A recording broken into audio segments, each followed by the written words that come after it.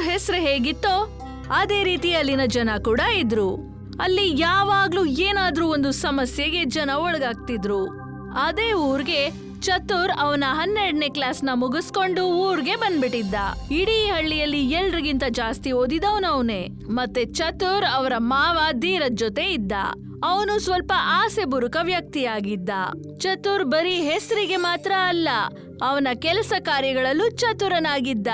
ಯಾವಾಗ್ಲೂ ಅವನು ಏನಾದ್ರೂ ಒಂದನ್ನ ಆವಿಷ್ಕಾರ ಮಾಡ್ತಾ ಇದ್ದ. ಈ ವಿಷಯಕ್ಕೆ ಒಂದೊಂದ್ಸಾರಿ ಪ್ರಾಫಿಟ್ ಆದ್ರೆ ಒಂದೊಂದ್ಸತಿ ಲಾಸ್ ಆಗ್ತಿತ್ತು. ಏನೋ ಇಲ್ಲಿ ಯಾವ ಬುದ್ಧಿಶಾಲಿತನನ ತೋರಿಸ್ತಿದೀಯಾ? ಒಂದು ವೇಳೆ ನಾನು ಹೇಳಿದ್ನ ನೀನು ಮಾಡಿದರೆ ನೀನು ಸಿಟಿಯಲ್ಲಿ ಓದಲಿಕ್ಕೆ ನಾನು ಖಂಡಿತ ಕಲಿಸ್ಕೊಡ್ತೀನಿ. ನಿಜವಾಗ್ಲೂನಾ? ನಾನು ಕಾಲೇಜ್ ಓದಲಿಕ್ಕೆ ನೀವು ಸಿಟಿಗೆ ಕಲಿಸೋದಾದ್ರೆ ನಾನು ಏನು ಬೇಕಾದ್ರೆ ಮಾಡ್ತೀನಿ. ಹೇಳಿ, ನಾನು ಏನು ಮಾಡಬೇಕು? ನೀನು ನನಗೆ ಯಾವ ಥರದ ಬಲ್ಬ್ ಮಾಡಿಕೊಡ್ಬೇಕಂದ್ರೆ ಆ ಬಲ್ಬಲ್ಲಿ ಎಲ್ಲನೂ ಕತ್ತಲಾಗಬೇಕು. ಎಲ್ಲದನ್ನೂ ಕತ್ತಲು ಮಾಡುವ ಬಲ್ಬ್, LED ಬಲ್ಬ್. ಇದು ನನಗೆ ನಿಜವಾಗ್ಲೂ ದೊಡ್ಡ ಚಾಲೆಂಜೇ. ನೀವು ಸ್ವಲ್ಪ ದಿನದ ನಂತರ ನನ್ನ ಬಂದು ನೋಡಿ, ನಾನು ನೀವು ಕೇಳಿದ ಬಲ್ಬ್ನ ರೆಡಿ ಮಾಡಿ ಇಟ್ಟಿರ್ತೀನಿ. ಚತುರ್ ಅವನ ಲ್ಯಾಬೊರೇಟರಿಯಲ್ಲಿ ಏನೋ ಒಂದು ಎಕ್ಸ್ಪೆರಿಮೆಂಟ್ ಅನ್ನ ಮಾಡಿ ಅವನ್ಗೆ ಕತ್ಲಾಗುವಂತ ಒಂದು ಬಲ್ಬ್ ಅನ್ನ ಮಾಡಿ ಕೊಟ್ಟ. ತಕೊಳ್ಳಿ, ನೀವು ಕೇಳಿದ ಬಲ್ಬ್. ನೀವು ಹೇಳಿದಾಗೇನೆ ನಾನು ಮಾಡಿಟ್ಟಿದ್ದೀನಿ. ಇದನ್ನು ನೀವು ಆನ್ ಮಾಡಿದ ತಕ್ಷಣ ಈ ಬಲ್ಬ್ನ ಬೆಳಕು ಮುಂದೆ ಇರೋರ ಕಣ್ಣಿಗೆ ಬೀಳುತ್ತೆ. ಆದ್ದರಿಂದ ಅವರಿಗೆ ಎಲ್ಲನೂ ಕತ್ತಲಾಗುತ್ತೆ. ಆದರೆ ಈ ಬಲ್ಬಿಂದ ನನಗೆ ತಾನೇ ಏನೂ ಕಾಣಿಸಲ್ಲ. ಹಾಗಾದರೆ ನಾನು ಈ ಬಲ್ಬನ್ನ ಇಟ್ಕೊಂಡು ಏನು ಮಾಡೋದು? ಈ ಬಲ್ಬಿನ ಸ್ವಿಚ್ ಆನ್ ಮಾಡುವಾಗ ನೀವು ಈ ಕನ್ನಡಿನ ಹಾಕ್ಕೊಳ್ಳಿ. ಅವಾಗ ಈ ಬಲ್ಬಿನ ಬೆಳಕಿಂದ ನಿಮಗೆ ಯಾವ ಪ್ರಾಬ್ಲಮ್ನೂ ಬರಲ್ಲ. ಆದರೆ ಒಂದು ನೆನಪಿಟ್ಕೊಳ್ಳಿ, ಇದ್ರ ಮೂಲಕ ಬರುವ ಬೆಳಕು ತುಂಬ ಅಪಾಯ. ಯಾವುದಾದ್ರೂ ಬ್ಯಾಡದ ಜಾಗದಲ್ಲಿ ಇದನ್ನು ಉಪಯೋಗಿಸಬೇಡಿ.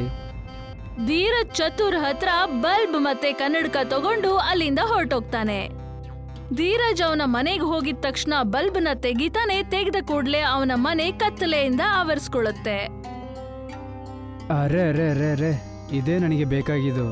ಆ ಬುದ್ಧಿಶಾಲಿ ಹುಡುಗ ಒಳ್ಳೆ ಬುದ್ಧಿಶಾಲಿಯಾಗಿ ಕೆಲಸ ಮಾಡಿದ್ದಾನೆ. ಇವಾಗ ನೋಡು ನಾನು ಏನೇನು ಮಾಡ್ತೀನಿ ಅಂತ. ಇಲ್ಲಿ ನೋಡು, ನಾನಿವತ್ತು ನಿನ್ನ ಒಂದು ಒಳ್ಳೆ ಜಾಗಕ್ಕೆ ಕರ್ಕೊಂಡೋಗಿ ಊಟ ತೆಗೆದುಕೊಡ್ತೀನಿ. ಅಲ್ಲಿ ಶ್ರೀಮಂತರು, ತುಂಬ ದೊಡ್ಡ ದೊಡ್ಡ ಜನರು ಮಾತ್ರ ಅಲ್ಲಿಗೆ ಹೋಗಿ ತಿನ್ಲಿಕ್ಕಾಗೋದು. ನನಗನ್ಸುತ್ತೆ ನೀವು ಹೊರಗಡೆ ಆ ವಾಚ್ಮೆನ್ನ ನೋಡಿಲ್ಲ ಅಂತ. ಅವನು ನಮ್ಮನ್ನ ಒಳಗೆ ಹೋಗಕ್ ಬಿಡೋದಿಲ್ಲ. ಹಾಗಾದ್ರೆ ಒಂದು ಮಾಡು, ನೀನು ಇಲ್ಲೇ ನಿಂತ್ಕೊಂಡಿರು, ನಾನು ಒಳಗೋಗಿ ಊಟನ ತಗೊಂಡು ಹೊರಗಡೆ ಬರ್ತೀನಿ. ಧೀರಜ್ ಅವನ ಕೈಯಲ್ಲಿ ಬಲ್ಬ್ ಹಿಡ್ಕೊಂಡು ಕನ್ನಡಕನ ಹಾಕೊಂಡು ಅಲ್ಲಿಗೆ ಹೋಗೇ ಬಿಟ್ಟ. ಆ ಬಲ್ಬ್ ಹುರಿತಾ ಇದ್ದ ಹಾಗೆ ಇಡೀ ಜಾಗದಲ್ಲಿ ಕತ್ಲು ಆವರಿಸ್ಕೊಂಡ್ಬಿಡತ್ತೆ.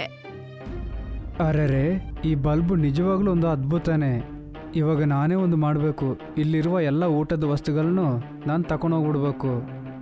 ಧೀರಜ್ ಅಲ್ಲಿಂದ ಹೊರಟ್ ಕೂಡ್ಲೆ ಬೆಳಗ್ ಬಂದ್ಬಿಡುತ್ತೆ. ಅಲ್ಲಿರೋರು ಎಲ್ರು ಆಶ್ಚರ್ಯ ಪಟ್ಕೊಂಡು ಒಬ್ಬರನ್ನೊಬ್ರು ನೋಡ್ಕೋತಾರೆ. ಅರೆ, ಜಾಗ ಸಡನ್ನೇ ಯಾಕೆ ಕತ್ತಲಾಗ್ಬಿಡ್ತು? ನನಗೆ ಒಂದೂ ಅರ್ಥನೇ ಆಗ್ತಾ ಇಲ್ಲ.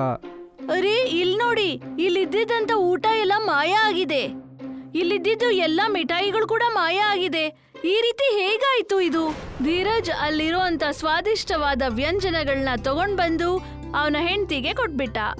ಧೀರಜ್ ಮತ್ತೆ ಅವನ ಹೆಂಡತಿ ಬಹಳ ಸಂತೋಷ ಪಟ್ಕೊಂಡು ಅಲ್ಲಿರೋ ಎಲ್ಲ ವ್ಯಂಜನ ಮತ್ತೆ ಸಿಹಿ ಪದಾರ್ಥ ತಿನ್ಬಿಡ್ತಾರೆ.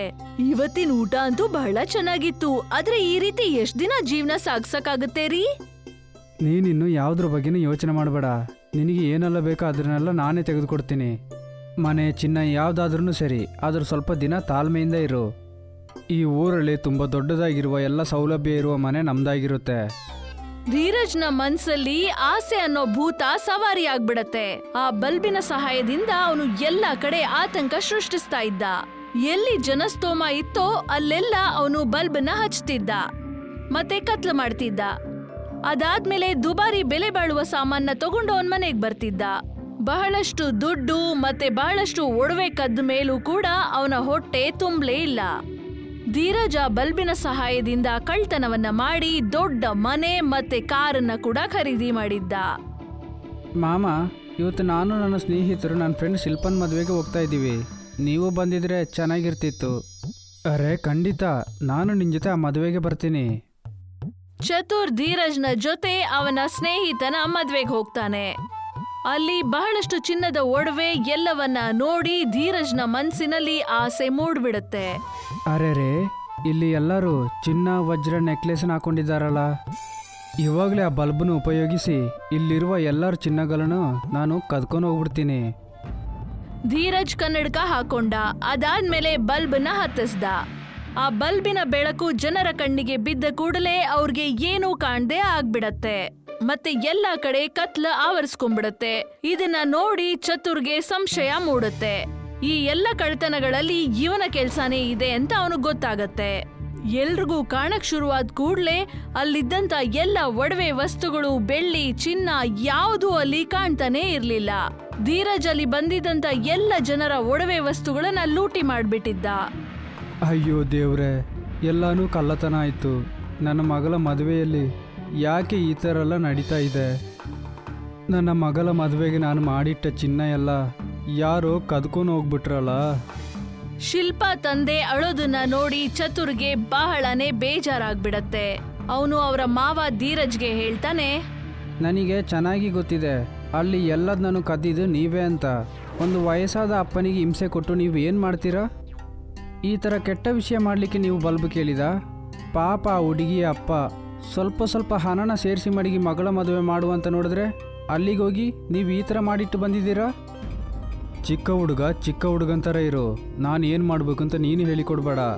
ನಿನ್ನ ಇದುವರೆಗೆ ನೋಡ್ಕೊಂಡಿರೋವನೇ ನಾನು. ಮರ್ಯಾದೆಗೆ ಇಲ್ಲಿಂದ ಹೋಗ್ಬಿಡು. ಇನ್ನೊಂದ್ಸಲ ಈ ಕಡೆ ಬರಲೇಬಾರ್ದು. ಚತುರ್ ಧೀರಜ್ ಅವ್ರ ಮನೆಯಿಂದ ಹೊರಗಡೆ ಬಂದ್ಬಿಡ್ತಾನೆ. ಮತ್ತೆ ಅವನ ತಪ್ಪಿನ ಅರಿವಾಗಿ ಅವನು ಯೋಚನೆ ಮಾಡಕ್ ಕೂತ್ಕೊಳ್ತಾನೆ. ನಾನು ಎಷ್ಟು ದೊಡ್ಡ ತಪ್ಪು ಮಾಡಿಬಿಟ್ಟೆ. ಆ ತಪ್ಪಿಂದ ಎಷ್ಟು ಕುಟುಂಬಗಳು ಕಷ್ಟಪಡ್ತಿದೆಯೋ, ಎಷ್ಟು ಜನರು ಕಷ್ಟಪಡ್ತಿದ್ದಾರೋ. ನಾನು ಇದಕ್ಕೆ ಯಾವುದಾದ್ರೂ ಒಂದು ದಾರಿ ಕಂಡುಹಿಡಿಬೇಕು, ಇಲ್ಲಾಂದ್ರೆ ಎಲ್ಲನೂ ತಪ್ಪಾಗಿ ಹೋಗುತ್ತೆ. ಅದೇ ದಿನ ಚತುರ್ ನಿರ್ಧಾರ ಮಾಡ್ತಾನೆ. ಕೆಲವು ಪೊಲೀಸ್ ಅವರ ಸಹಾಯ ತಗೊಂಡು ಅವನು ಧೀರಜ್ನ ಹಿಡಿಬೇಕು ಅಂತ ಯೋಚನೆ ಮಾಡ್ತಾನೆ. ನೀನು ಈ ಥರ ಮಾಡಿಕೊಟ್ಟಿದ್ರಿಂದ ನೋಡು ಎಷ್ಟು ದೊಡ್ಡ ತಪ್ಪೆಲ್ಲ ನಡೀತಿದೆ ಅಂತ. ನೀನ್ ಹೇಳ್ತಾ ಇರೋದು ನಿಜ ಆದ್ರೆ ನಾವ್ ಆ ಬಲ್ಬ್ನ ಹೊಡೆದಾಕ್ಬೇಕಾಗತ್ತೆ. ಮತ್ತೆ ಇದಕ್ಕೋಸ್ಕರ ನನ್ನ ಹತ್ರ ಒಂದು ದೊಡ್ಡ ಪ್ಲಾನ್ ಇದೆ. ನಾವೊಂದು ದೊಡ್ಡ ಪಾರ್ಟಿ ಆರ್ಗನೈಸ್ ಮಾಡೋಣ. ಮತ್ತೆ ಇದ್ರ ವಿಷಯ ಎಲ್ಲ ಕಡೆ ಹರಡಿಸ್ಬಿಡೋಣ. ಧೀರಜ್ಗೆ ಈ ವಿಷಯ ಗೊತ್ತಾದಾಗ ಅವನು ಖಂಡಿತ ಅಲ್ಲಿಗೆ ಬರ್ತಾನೆ. ಆಗ ಅವನನ್ನ ನಾವು ರೆಡ್ ಹ್ಯಾಂಡ್ ಆಗಿ ಹಿಡಿಬಹುದು. ಮೇಡಮ್, ನಾನು ಅದ್ರ ಬಗ್ಗೆನೇ ಯೋಚನೆ ಮಾಡ್ತಿದ್ದೀನಿ. ಇದು ನಾನು ಸುಮಾರು ಕನ್ನಡಿಗಳನ್ನ ಮಾಡಿಟ್ಟಿದ್ದೀನಿ. ಇದರಲ್ಲಿ ನಮಗೆ ಎಲ್ಲನೂ ಚೆನ್ನಾಗಿ ಕಾಣುತ್ತೆ. ಇನ್ನೊಂದ್ ಕಡೆ ಧೀರಜ್ಗೆ ಆ ದೊಡ್ಡ ಪಾರ್ಟಿ ಬಗ್ಗೆ ಗೊತ್ತಾದಾಗ ಅಲ್ಲಿ ಹೋಗಕ್ಕೆ ಅವನು ತುದಿಗಾಲಲ್ಲೇ ನಿಂತ್ಕೊಂಡಿರ್ತಾನೆ. ಮತ್ತೆ ಆ ಪಾರ್ಟಿಗೆ ಹೋಗ್ಬಿಡ್ತಾನೆ.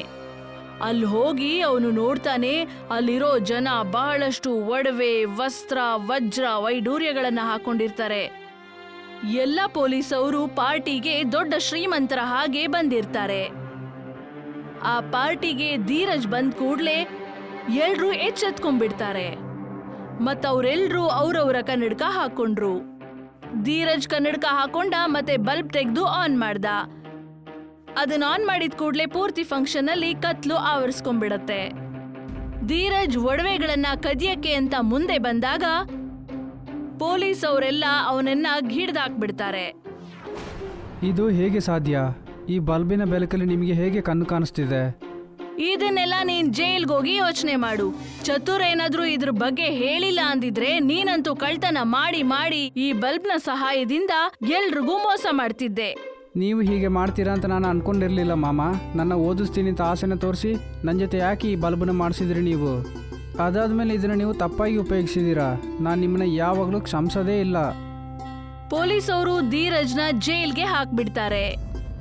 ಮತ್ತೆ ಚತುರ್ ಅವನ ಮುಂದಿನ ಓದಿಗೆ ತಯಾರಿ ನಡ್ಸಕ್ ಶುರು ಮಾಡ್ತಾನೆ.